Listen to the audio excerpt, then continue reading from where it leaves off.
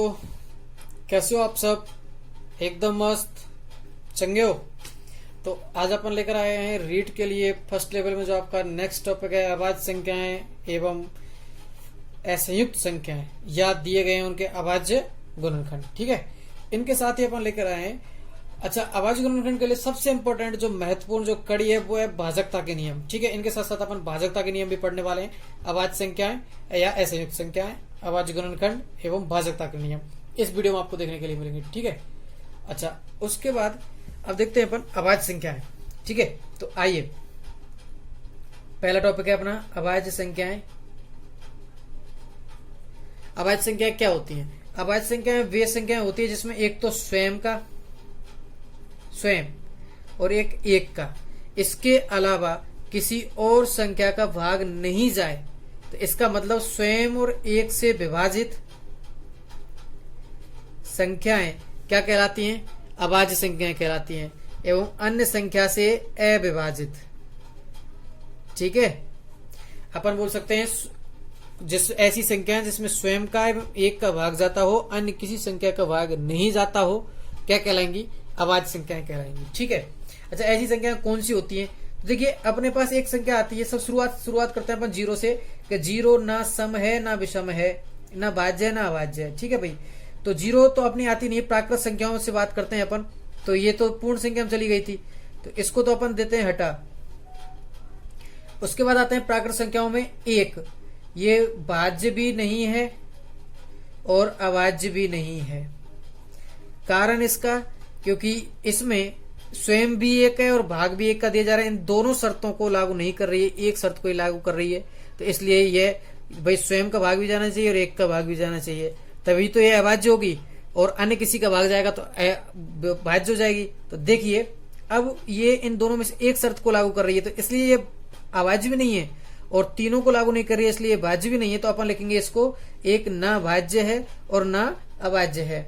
अच्छा, दूसरी बात, दो में स्वयं का भाग जाता है, एक का भाग जाता है, अन्य किसी संख्या का भाग नहीं जाता है। तो ये होती है अपने पास अभाज्य। क्या होती है? अभाज्य। तीन अभाज्य।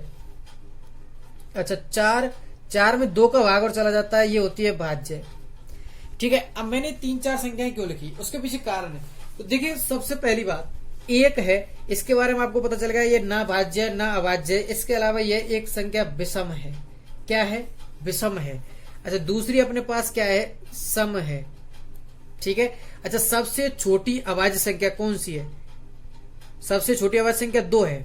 मैं लिख देता हूं, अब इस चीज को लिख रहा हूं स्टार डाल के, कि सबसे छोटी अभाज्य संख्या, सबसे छोटी अभाज्य संख्या कौन सी होगी? 2 होगी। ठीक है, अच्छा इसके साथ ये सम भी है। ठीक है, तो मैं इसके साथ लिख देता हूं सबसे छोटी सम अभाज्य संख्या। सम अभाज्य संख्या, समअभाज्य संख्या कौन सी होगी? यह भी 2 ही होगी। ठीक है, अच्छा उसके बाद अपन बात कर रहे हैं इस 3 के बारे में। ये भाज्य और भाज्य के अभाज्य है, इसके साथ साथ ये क्या है? विषम भी है। तो अपन लिख सकते हैं कि सबसे छोटी विषम अभाज्य संख्या। तो देखिए, अपने पास ये प्राप्त होते हैं कि भाई सबसे छोटी विषम अभाज्य संख्या, सबसे छोटी समअभाज्य संख्या। अपन गलती में विषम अभाज्य संख्या हम 1 नहीं लिखते हैं। क्यों नहीं लिखते हैं? क्योंकि सबसे छोटी विषम अभाज्य संख्या होती है अपनी 3, क्योंकि एक ना अभाज्य और ना ही भाज्य है। अच्छा, उसके बाद अपन बात करते हैं किसकी, कि अब ये भाज्य तो 4 तो भाज्य, 4 भाज्य, 5 अभाज्य, 6 भाज्य, 7 अभाज्य, 8 भाज्य, 9 अभाज्य। अब देखिए 9 की बात करते, 9 भाज्य है। तो सबसे छोटी विषम भाज्य संख्या क्या होगी? 9। और सबसे छोटी सम भाज्य संख्या क्या हो जाएगी? 4। ये 4-5 चीज आपको याद रखनी है। सम अभाज्य संख्या, सबसे छोटी सम भाज्य संख्या, सबसे छोटी विषम अभाज्य संख्या, सबसे छोटी विषम भाज्य संख्या। ये आपको 4-5 चीज आपको याद रखनी है। इसके अलावा अपने पास अभाज्य संख्या मैं लिख देता हूं, कुछ अभाज्य संख्याएं। तो देखिए क्या होंगी कुछ अभाज्य संख्याएं आपके पास? 1 तो होगी नहीं, तो 2, 3, 5, 7, 11। 13, 17, 19 ऐसे ही डैश डैश करते हुए ये अब आपकी अभाज्य संख्या होंगी। तो आपको पता चल गया होगा जिन संख्याओं में स्वयं के और एक के अलावा किसी और संख्या का भाग नहीं जाता हो वो क्या होती हैं, अभाज्य संख्याएं होती हैं। ठीक है। अच्छा, अब इनके अलावा इन्हीं संख्याओं को ऐसी युक्त संख्या भी कहते हैं अपन, जब दो संख्याएं ऐसी हों जो एक दूसरे को विभाजित नहीं करती हो वो ऐसी युक्त संख्याएं कहलाती हैं। अच्छा, इनका अभाज्यकरण करने के लिए अपन को पता होना चाहिए भाजकता का नियम। भाजकता का नियम क्या है और ये किस लिए इनकी उपयोगिता है। देखिए, ये उपयोगी क्यों है, क्योंकि कई बार अपन को बड़ी संख्या दे दी जाती है और उसमें अपन को पता नहीं चलता कि किसका भाग जा रहा है, तो इसलिए इसको सरल बनाने के लिए अपन क्या करते हैं भाई, भाजकता के नियम लिखते हैं। सबसे पहली बात, 2 से भाजकता।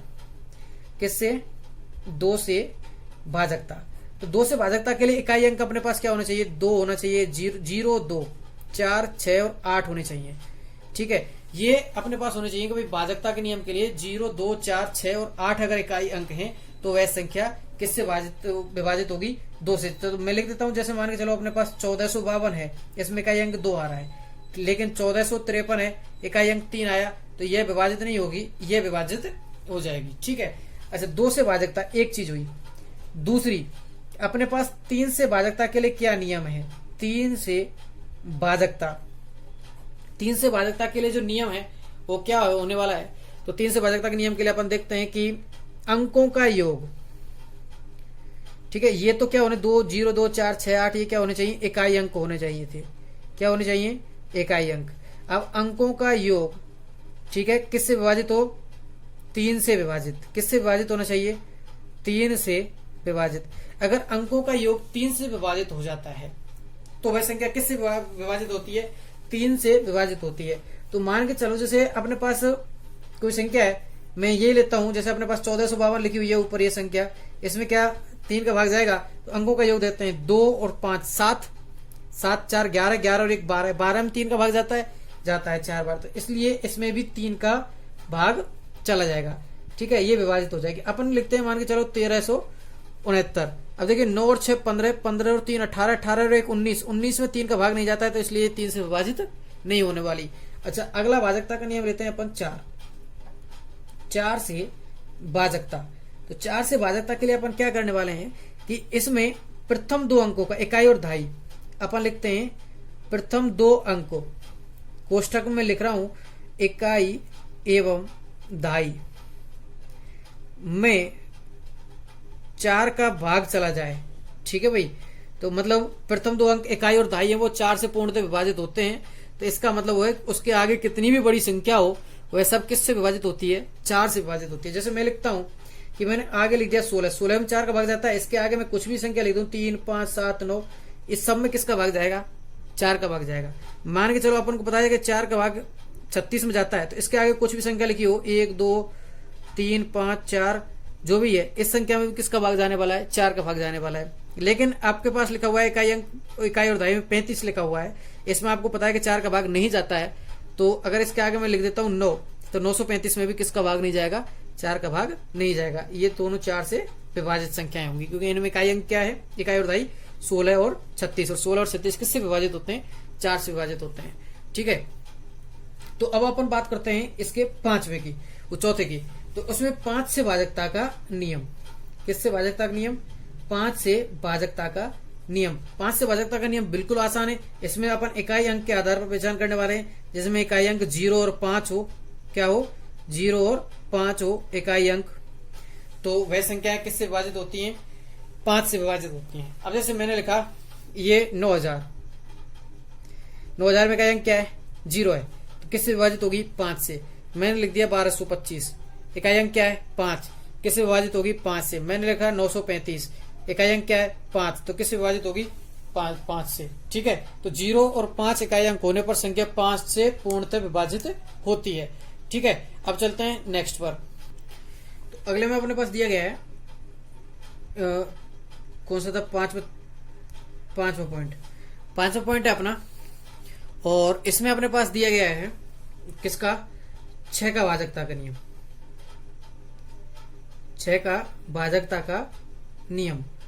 अच्छा, 6 से भाजकता का नियम क्या होने वाला है, तो देखिए क्या होगा। 6 से भाजकता का नियम है जो कि इकाई अंक तो क्या हो, 0, 2, 4, 6, 8, 6 के टुकड़े क्या होते हैं, 2 गुना 3, तो 2 से विभाजित और 3 से विभाजित संख्या है। अपने पास किससे विभाजित होंगी, वो 6 से विभाजित होंगी। तो 2 और 3 किससे विभाजित होती है, 6 से। तो इसलिए मैं आपसे लिख देता हूं आपके लिए कि 0, 2, 4, 6 और 8 तो क्या होने चाहिए, इकाई अंक होने चाहिए, इकाई अंक।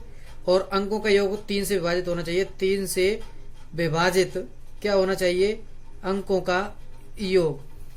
ठीक है, तो अगर अंकों का योग 3 से विभाजित और 0, 2, 4, 6, 8 इकाई अंक हो तो संख्या किससे विभाजित होती है, 6 से विभाजित होती है।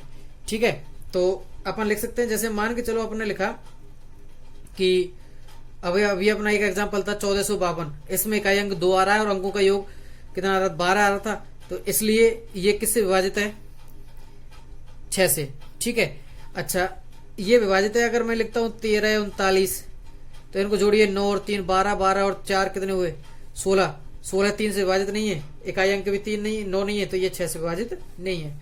अच्छा उसके बाद आता है अपने पास एक 7 से भाजकता का नियम। देखिए वैसे तो ये बकवास नियम है, ठीक है, लेकिन फिर भी मैं आपके लिए बता देता हूं।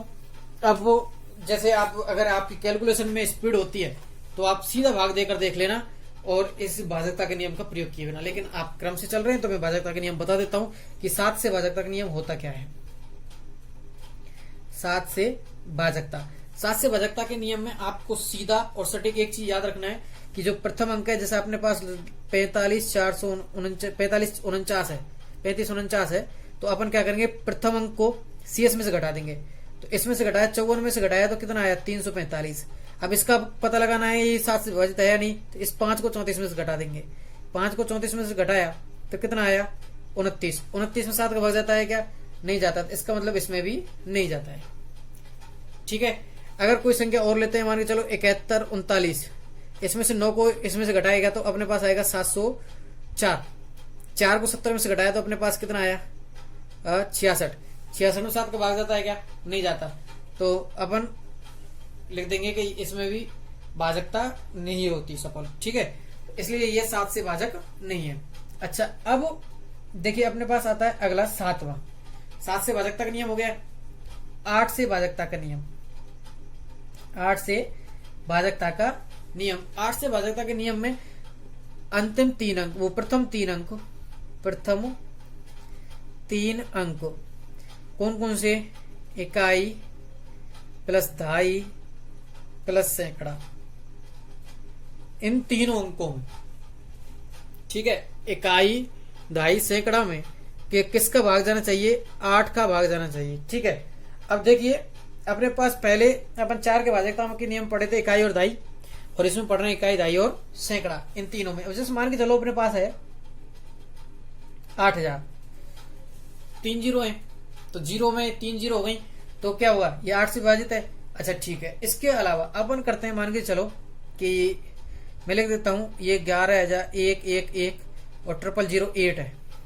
अच्छा अंतिम 3 अंकों में 8 का भाग जा रहा है, बिल्कुल जा रहा है, 8 है, 8 का भाग जाएगा, इसलिए इस पूरी संख्या में भी किसका भाग जाएगा, 8 का भाग चला जाएगा। ठीक है, अगर मैं लिख देता हूं कि 1, 2, 3, 5, 7, 0, 0, 9, तो 9 में 8 का भाग नहीं जा रहा है, अंतिम 3 अंकों में तो नहीं जा रहा था, इसलिए ये भाजकता का नियम सफल नहीं होगा। ठीक है, तो इसलिए अपन कहेंगे कि ये 8 से भाज्य नहीं है, ये दो संख्याएं 8 से भाज्य हैं अपनी। ठीक है, अब अपन आते हैं इसके 8वें नंबर टॉपिक पर। 8वें नंबर टॉपिक क्या है, भाजकता 9 से भाजकता। क्या है, 9 से भाजकता। 9 से भाजकता के लिए अपन क्या करने वाले हैं, देखिए 9 से भाजकता कब होगी, जब अंकों का योग क्या हो, 9 से विभाजित हो। क्या हो, 9 से विभाजित। अगर अंकों का योग 9 से विभाजित हो गया तो इसका मतलब क्या है कि संख्या भी किससे विभाजित होने वाली है, 9 से विभाजित होने वाली है। जैसे मैंने लिखा 1, 3, 6, 5, 3।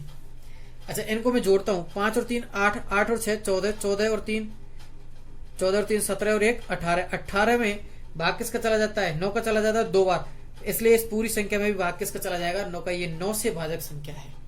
अगर मैं लिखता हूं 11, 48, तो इसको देखता हूं मैं 8 और 4 12, 12 और 2 14, 14 में 9 का भाग नहीं जाता, इसलिए ये 9 से भाजक नहीं है। ठीक है, अब अपन आते हैं 10 से भाजकता का नियम, 10 से भाजकता का नियम, तो उसमें अपन देखते हैं 10 से भाजकता। 10 से भाजकता के लिए क्या रहेंगे, इकाई अंक क्या हो, इकाई अंक 0 क्या हो, इकाई अंक 0 हो तो वह संख्या किससे विभाजित होती है, 10 से विभाजित होती है। ठीक है, इसके लिए तो अपने पास बहुत सारे एग्जांपल है, जैसे 70, 580, 9, 8, 2, 8, 97, 80। ठीक है, कुछ भी ये संख्या है जो सब जिनमें इकाई अंक 0 है, वो सब किससे विभाजित है, 10 से विभाजित है। ठीक है, अब अपन आते हैं 11 से भाजकता का नियम। अच्छा, बिल्कुल अच्छा क्वेश्चन, बिल्कुल अच्छा नियम है, और अपन इस चीज को ध्यान से, बिल्कुल ध्यान से, अच्छा इधर उधर ध्यान नहीं भटकना चाहिए पहली बात तो। ठीक है, ध्यान बिल्कुल सटीक इस चीज के लिए, क्यों, क्योंकि देखिए अपने पास मान के चलो ये है 1 2 3 3 2 1।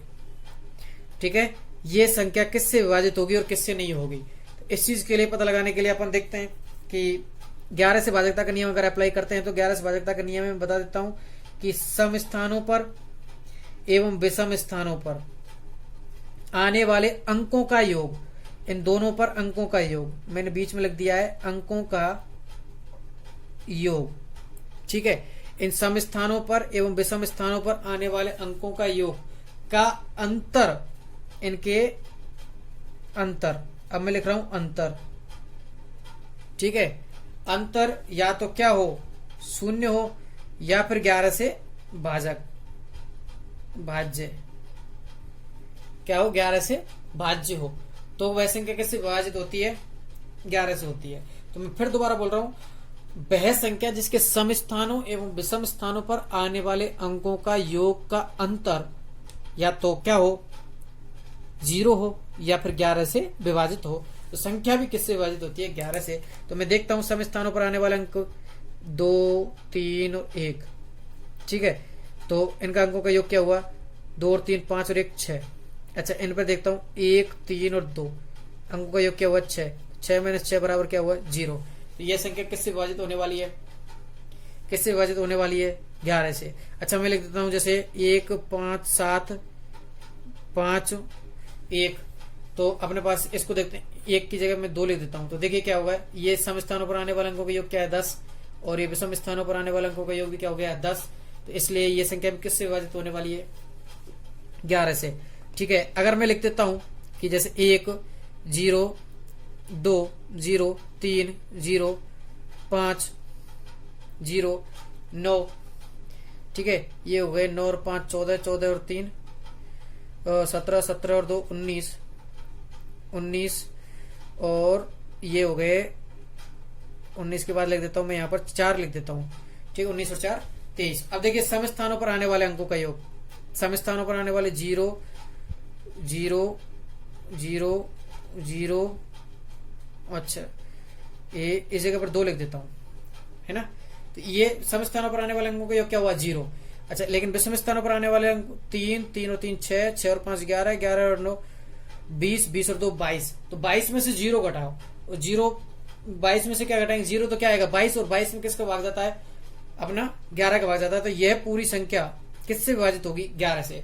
तो आपको समझ में आया होगा इस चीज को कि ऐसी संख्या जिसमें 11 का पूरा पूरा भाग जाना है, तो उसका क्या होना चाहिए कि सम स्थानों पर आने वाले अंकों का योग एवं विषम स्थानों पर आने वाले अंकों का योग का अंतर या तो 0 होना चाहिए या फिर 11 से भाज्य होना चाहिए। अच्छा, इसके अलावा अपने पास जैसे कुछ हैं 16, तो 16 के लिए इकाई, दशमलव, सैकड़ा और हजार देख लेंगे अपन। प्रथम 4 अंक और एक और भाजकता का नियम जैसे अपन लिख देते हैं 25, तो उसके लिए इकाई अंक क्या होने, इकाई दहाई क्या होना चाहिए 0 0 25 75 और 50 ऐसे होना चाहिए। तो मैं लिख देता हूँ 25 वाला, तो उसमें 0 0 या 25 या 50 या 75। ठीक है, तो ऐसे भाजकता के नियम तो ऐसे काफी मिल जाएंगे अपन के लिए। ठीक है, तो इस तरीके से अपने हो जाते हैं भाजकता के नियम हो जाते हैं। अब अपन इनसे संबंधित भाई इनका प्रयोग करते हुए आवाज गुणनखंड कैसे करना है, इस चीज को अपन को जानना है। ठीक है, आवाज गुणनखंड करते हैं, चलो तो आओ आवाज गुणनखंड करते हैं। तो आवाज गुणनखंड के लिए जैसे मान के चलो अपने पास क्या है, कोई संख्या दी गई है, मैंने लिख दिया 972, ये संख्या है, इसके अपन को आवाज गुणनखंड करने। तो सबसे पहले वो छोटी से छोटी संख्या क्या है जिसका अपन भाग देते हैं 2। ठीक है, तो सबसे छोटी अभाज्य संख्या क्या है 2, तो 2 का भाग देते हैं। तो क्या है इधर अभाज्य संख्या आनी चाहिए। अभाज्य गुणनखंड का मतलब है कि संख्याओं को अभाज्य संख्याओं में अपन को तोड़ना है। तो मैं लिख देता हूं कि अभाज्य संख्याओं के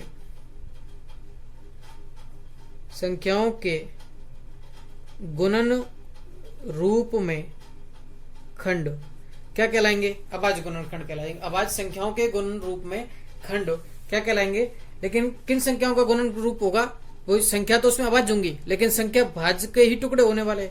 देखिए 972 है, इसमें मैंने 2 का भाग दिया, तो ठीक है 2 का भाग दिया, क्या प्राप्त हुआ? मान के चलो इसमें ये 8 बार गया, वो 4 बार गया 2 का, ठीक है। उसके बाद अब 1 बचा 17, तो अपना गया 8 बार, 1 बचा 12, 6 बार। फिर 2 का भाग जा रहा है क्या? देखना 2 4 3 243। उसके बाद किसका भाग जा रहा है? अब 2 का नहीं जा रहा है, क्योंकि अब इकाई अंक क्या नहीं है, 2 4 6 8 नहीं है। अब तो अंकों का योग देखते हैं भाई। 3 से भाजकता के लिए अपन क्या देखेंगे? अंकों का योग। तो देखिए 4 और 3 7 और 2 9, 9 में 3 का भाग जाता है, तो इसका मतलब 3 का भाग जा रहा होगा। तो अपन देखते हैं कि 3 8 24 और 3 एकम 3, ठीक है। अच्छा फिर देखते हैं अंकों का योग भाई। अब 2 का भाग तो नहीं जाएगा, 3 का भाग देखते हैं।